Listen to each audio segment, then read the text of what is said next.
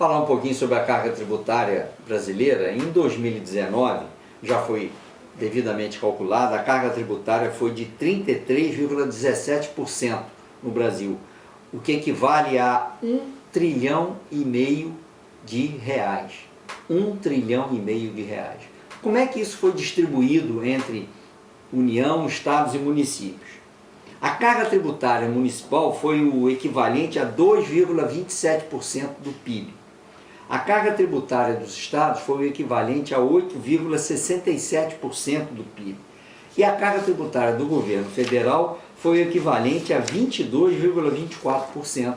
Isso tudo em 2019, dando um total da carga tributária somada do União, estados e municípios de 33,17%. Muito bem. Como era a carga tributária em 2018? Ou como foi a carga tributária em 2018? Foi de 33,15%. Ou seja, ainda com a economia devagar, com a economia crescendo muito pouco, em 2019 já tivemos um pequeno aumento da carga tributária. E segundo palavras do próprio ministro, recentemente, quando antes desse problema da pandemia atingisse o Brasil, ele disse que a carga tributária já tinha subido em 2020 aproximadamente 10% em relação a 2019 e em fevereiro 20%, ou seja, a arrecadação tributária estava subindo substancialmente.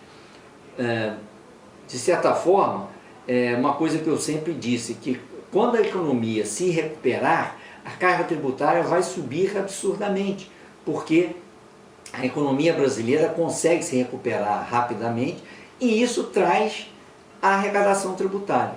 Infelizmente, esse ano de 2020, esta subida na arrecadação tributária provavelmente vai ser interrompida. Não se sabe ainda em quanto, porque uns falam que vai ser aproximadamente 100 bilhões de reais, vai se recolher a menos, outros falam até 300 bilhões, ou seja, há muita especulação ainda em torno de o que vai ser afetado no PIB nacional em relação à carga tributária. Não se sabe hoje realmente, não sabemos por quanto tempo isso ainda vai ficar a economia parada, que a economia hoje está praticamente parada.